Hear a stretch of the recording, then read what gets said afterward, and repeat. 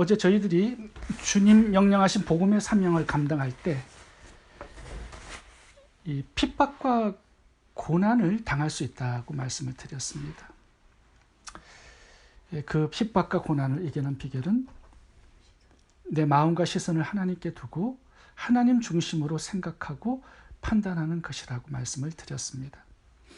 오늘 본문에도 복음의 사명을 감당하면서 당하는 이 고난과 핍박을 이기는 비결을 하나 더 소개하고 있습니다.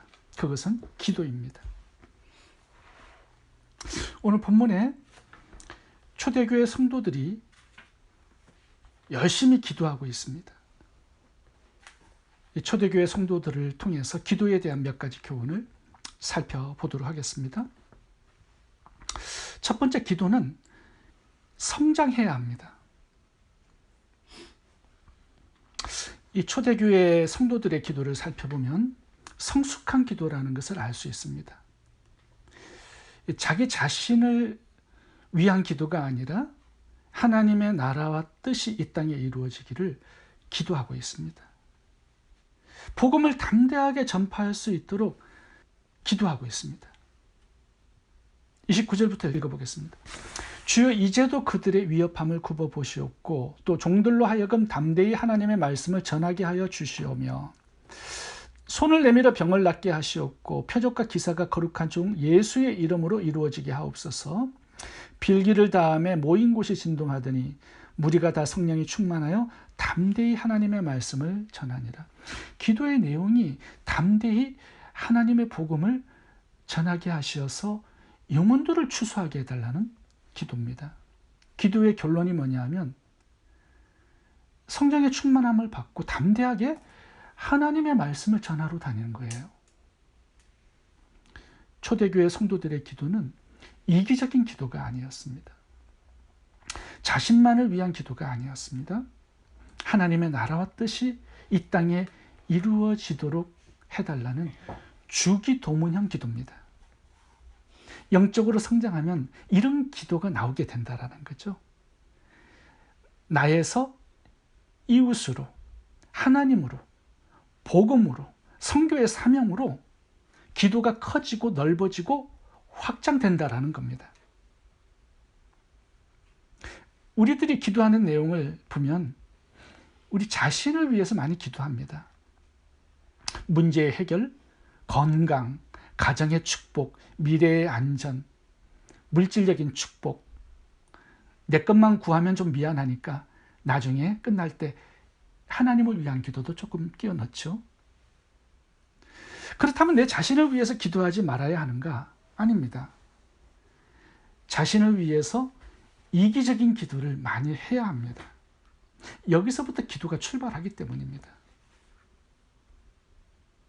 자신을 위해서 기도하지 않는 사람은요, 남을 위해서도 기도하지 않습니다. 내 문제를 가지고 기도 응답을 받아보지 못한 사람은 다른 사람의 기도를 가지고도 응답을 받지 못합니다. 이기적인 기도 많이 해야 합니다. 그래야 남을 위한 기도로 나아갈 수가 있습니다. 하나님은 우리의 이기적인 기도에 응답해 주시기를 참 기뻐하세요. 그렇게 응답을 많이 받다 보면 우리의 기도가 성장하고 확장되고 성숙해집니다. 그래서 나중에는 하나님의 나라와 뜻을 위해서 기도하는 사람이 되는 거죠. 성경에서 가장 유명한 기도가 역대상 4장에 나오는 야베스의 기도입니다. 이 기도는 철저하게 이기적인 기도입니다. 근데 하나님이 이 기도를 아주 기쁨으로 응답해 주시고요, 역대상 4장에 기록해 두셨습니다. 하나님, 나에게 복의 복을 더하여 주시고. 얼마나 이기적인 기도입니까? 내 지경을 넓게 해주시고. 정말 이기적인 기도입니다. 주의 손으로 나를 붙드사 나로 환난을 벗어나 근심이 없게 하소서. 전부 다 나, 내게, 나. 이기적인 기도죠. 근데 하나님 이런 기도를 굉장히 좋아하고 기뻐하세요. 아이들이 태어나면 말을 하기 시작합니다. 그 내용을 보면 엄마 밥 줘. 초등학생이 되면 엄마 용돈 줘. 이것 사줘, 저것 사줘. 엄마 아빠를 부른 다음에 모든 말을 들어보면 다 뭘 해달라는 거예요. 이기적인 거죠. 그런데 이제 그 아이들이 성장해서 청년이 되면 엄마 아빠의 희생과 사랑과 섬김을 알게 되죠. 그래서 그 사랑과 은혜에 보답해드리고 싶은 마음을 가지게 됩니다. 그래서 엄마 아빠를 부른 다음에 냉장고 사드릴까요? 세탁기 사드릴까요? 컴퓨터 하나 사드릴까요? 집을 한 채 사드릴까요? 이렇게 나오게 되는 거죠. 이렇게 은혜에 보답하는 게 자녀들의 큰 기쁨이 되는 것입니다. 기도도 똑같아요. 우리가 예수님을 믿고 초신자 때는 자신을 위한 기도를 많이 하게 됩니다. 이것 주세요, 저것 주세요. 이거 해결해 주시고 저것도 해결해 주세요. 전부 달라는 기도죠. 근데 하나님이 아주 응답을 잘해 주세요. 그래서 하나님의 살아계심 믿게 하고 하나님의 사랑도 알게 하시죠. 그렇게 해야 믿음이 성장되는 겁니다. 이제 믿음이 성장하면 하나님의 필요가 보이기 시작해요. 하나님이 나를 구원하시기 위해서 자신을 죽인 그 사랑과 은혜도 깨닫게 됩니다. 그리고 하나님의 사랑과 은혜에 보답해드리고 싶은 간절한 마음과 소원이 생깁니다. 그래서 하나님께서 원하시는 것을 위해서 기도하게 돼요. 하나님이 기뻐하시는 일을 하고 싶어 해요. 하나님이 명령하신 복음 전파의 사명에 인생을 드리고 싶은 소원이 생깁니다. 저도 그랬어요. 성도님들도 그렇죠? 다윗도 그렇습니다. 자신 같은 천한 목동을 왕으로 세워주신 그 하나님의 은혜가 너무 감사했어요. 그래서 하나님의 은혜를 보답하고 싶은 마음이 생긴 겁니다. 시편 116편 12절 여호와께서 내게 주신 모든 은혜를 무엇으로 보답할꼬? 그래서 성전 건축도 해드리고 싶어 한 것이죠. 창세기 15장 하나님의 언약을 성취해드리고 싶은 마음으로 인생을 살아간 것입니다. 하나님을 위해 드리는 것이 큰 기쁨이 되는 거예요. 성장하고 성숙하게 되면. 하나님의 나라와 이 뜻이 이 땅에 이루어지는 것이 그 사람의 소원이 됩니다. 꿈과 비전이 됩니다. 영적으로 성장하고 성숙하게 되면 기도가 바뀌어요. 하나님의 꿈과 비전을 위해서 기도하게 됩니다. 교회를 위해서 기도하게 되고요. 땅끝까지 하나님의 복음이 전파되어서 영혼들이 추수되고 예수 그리스도의 재림이 준비되는 것을 인생의 목표와 소원으로 삼게 됩니다. 그것을 위해서 기도하게 돼요. 그렇게 우리의 기도가 확장되고 성장되고 성숙해야 한다는 것입니다. 중요한 이유가 있습니다. 우리가 신앙생활 오래 한 후에 우리의 기도가 계속 이기적이잖아요. 그러면 기도 응답이 없습니다. 우리가 처음에 예수님을 믿고 기도할 때 기도의 응답이 너무 신속하게 이루어져요. 그래서 우리의 믿음이 자라는 겁니다. 10년, 20년 신앙생활 해요. 그런데도 여전히 내 자신만을 위한 이기적인 기도를 하게 되잖아요. 그러면 기도 응답이 별로 없습니다. 처음에는 병도 낫고 직장도 얻어요. 문제가 신속하게 해결도 돼요. 물질적인 축복도 받습니다. 그래서 우리가 신앙생활을 10년, 20년 하다 보잖아요. 그러면 내 인생의 필요들이 다 채워집니다. 왜요? 하나님께서 다 공급해 주시기 때문이죠. 그래서 내 자신을 위해서 기도할 것들이 그렇게 많지 않게 됩니다. 그렇다면 이제 다음 단계로 나아가야 돼요. 이웃의 필요를 위해서, 하나님의 필요를 위해서 우리의 기도가 확장되고 성장해야 한다는 겁니다. 그럴 때 예전에 받았던 기도 응답보다 더 크고 원대한 아주 다른 차원의 그런 기도 응답이 풍성해지는 거예요. 기도가 성장하지 않아요. 자신의 필요만을 위해서 20, 30년간 계속 주시옵소서라고 기도하게 되면 하나님은 기도 응답을 잘 주시지 않을 겁니다. 5년 전에 혼다를 주셨어요. 이제 BMW를 주시옵소서. 롤스로이스를 주시옵소서. 이 작은 집을 주셨는데 이제 더 큰 집을 주시고, 하나를 주셨는데 이제 2개를 주세요. 계속 주세요, 주세요 달라는 그런 기도를 하게 되면 응답이 잘 되지 않습니다. 정말로 하나님의 은혜를 받았다면 이제 하나님의 은혜에 보답하는 그런 인생의 방향으로 전진하고 나아가야 됩니다. 은혜를 받은 만큼 헌신과 희생과 충성이 나와야 돼요. 하나님이 소원하시는 복음을 땅끝까지 전파하는 이 선교의 사명, 내 인생을 드리고 내 시간과 재정을 드리고 하나님의 나라와 뜻을 이 땅에 이루기 위한 기도가 나와야 그게 정상적인 신앙생활이라는 거죠. 우리가 영혼 구원과 복음과 하나님의 나라와 뜻을 위해서 기도할 때 예전에 받아보지 못한 더 크고 놀라운 차원의 그런 기도 응답이 풍성해지는 거예요. 더 귀한 은혜와 축복이 기다리고 있는 것입니다. 내 나라, 내 꿈, 내 뜻을 위해 살면서 구했던 것보다 더 크고 더 위대하고 더 원대한 하나님의 기도 응답을 받으시기 바랍니다. 두 번째, 기도는 지속적이어야 합니다. 이 초대교회 성도들은요, 예전에 사도행전 1장과 2장에서 마가의 다락방에서 10일간 함께 기도했던 사람들입니다. 그때 강력한 성령의 임재를 경험했어요. 방언과 여러 가지 은사들을 다 받았습니다. 근데 오늘 본문에서 다시 기도하네요. 기도가 지속적이었습니다.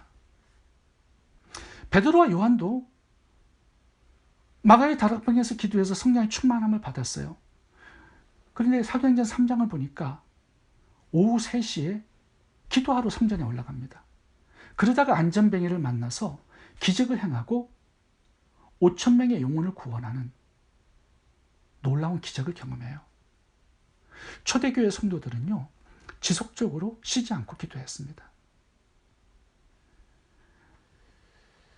왜냐하면 사도행전 2장에서 받았던 성령의 강림과 성령의 충만은 다른 것이기 때문입니다. 에베소서 5장 18절을 보면 성령의 충만함을 받으라고 명령합니다.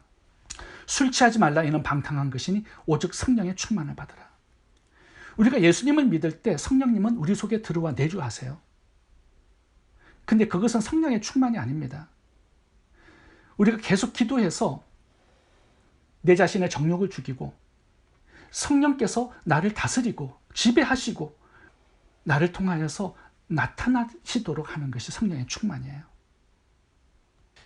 성령의 내주는 단회적인 사건입니다. 우리 속에 들어오셔서 떠나지 않습니다.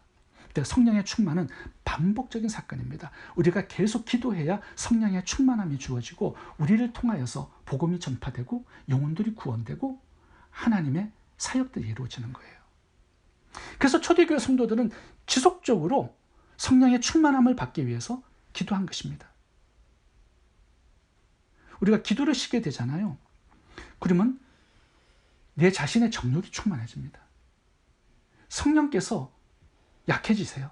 나를 통해서 일을 하지 못하십니다. 나를 다스리지 못하세요. 성령의 나타나심이 사라지게 되는 거죠. 그래서 사도 바울도 보시면 계속 성령의 충만함을 받기 위해서 계속 기도합니다. 자동차에 기름이 떨어지면 자동차가 움직이지 못하죠. 이 기름을 지속적으로 넣어줘야 돼요. 성령의 충만함이 바로 이런 것입니다. 우리가 계속 기도해서 성령의 충만함을 받아야 합니다.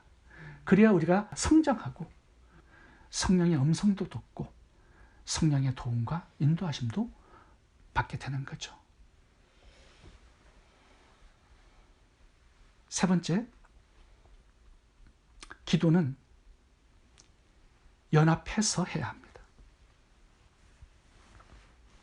오늘 본문의 초대교회 성도들을 보면 함께 모여서 합심해서 기도했습니다. 24절 봅니다. 한 마음으로 하나님께 소리 높여 이르되. 31절 봅니다. 빌기를 다음에 모인 곳이 진동하더니 무리가 다 성령이 충만하여 함께 무리를 지어서 연합으로 기도를 했습니다. 사도행전 1, 2장도 보시면 오순절 마가의 다락방에 120명이 함께 모여서 기도했을 때 성령께서 강하게 임재하신 거예요. 우리가 함께 기도해야 되는 중요한 이유가 있습니다. 마태복음 18장 19절을 보시면 합심 기도에 예수님께서 응답을 약속하셨어요. 물론 우리가 혼자 기도할 때도 하나님은 응답해 주시지만 연합해서 함께 기도할 때 응답을 더 강력하게 약속하신 걸 보게 됩니다. 마태복음 18장 19절을 보겠습니다. 너희 중에 두 사람이 땅에서 합심하여 무엇이든지 구하면 하늘에 계신 내 아버지께서 저희를 위하여 이루게 하시리라. 출애굽기 17장 아말렉과의 전쟁 이야기가 나오는데요. 모세가 산에 올라가서 기도를 했습니다. 모세 하면 능력이 엄청난 사람이죠. 10가지 재앙으로 430년간 노예살이를 했던 이스라엘 백성들을 출애굽시킨 사람입니다.